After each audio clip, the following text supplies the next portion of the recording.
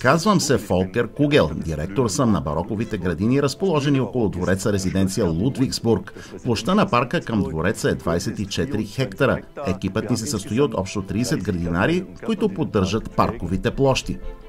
През пролета засаждаме около 300 хиляди теменушки и незабравки, също така и над 100 хиляди лалета и нарциси.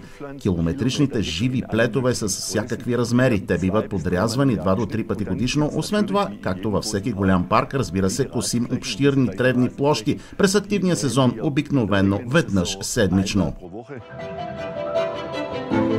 Само този, който работи с здрави служители, има щастливи служители. Вече сме постигнали много по отношение на устойчивостта. Продължаваме да разработваме технологии за поддържане здравето на нашите служители. Това ще става все по-важно в бъдеще. Работим изцяло във времето, в което нашия парк е достъпен за гости. Това означава, че при употреба на бензинови уреди посетителите ни са изложени на шум и отработени газове. Затова си казахме, нека направим нещо по въпроса. Да преминем към акумулаторни уреди. Това се прие изключително добре. Разбира се, в допълнение за нашите служители също огромно предимство да работят с акумулаторни уреди.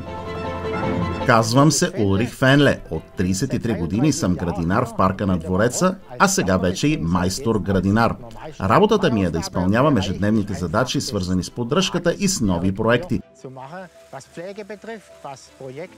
Наистина съм възхитен от новите модели и храсторези, чието презрамен колан всъщност поемат цялата тежест тук. От гледна точка на баланса, те са конструирани за работа без натоварване. Мога чудесно да балансирам и управлявам уреда. Имам предвид, когато една машина работи без вибрации, когато не се налага да вдишвате отработени газове и да носите антифони, защото тя просто е тиха и така балансирана, че да щади гърба на работещия. Какво по-добро от това може да има?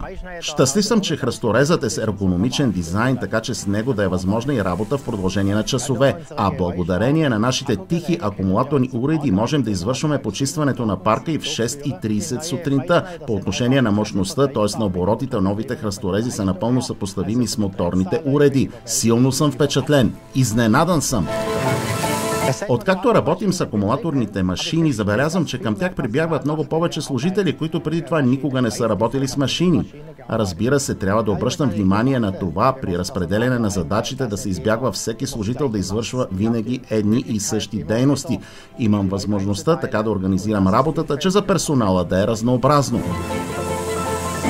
Шефът ми е на мнение, че работата трябва да достави удоволствие и при мен действително е така. Особено когато живият плет е подрязан, плевелите са премахнати и цветята разцъфнали. Това носи истинско щастие.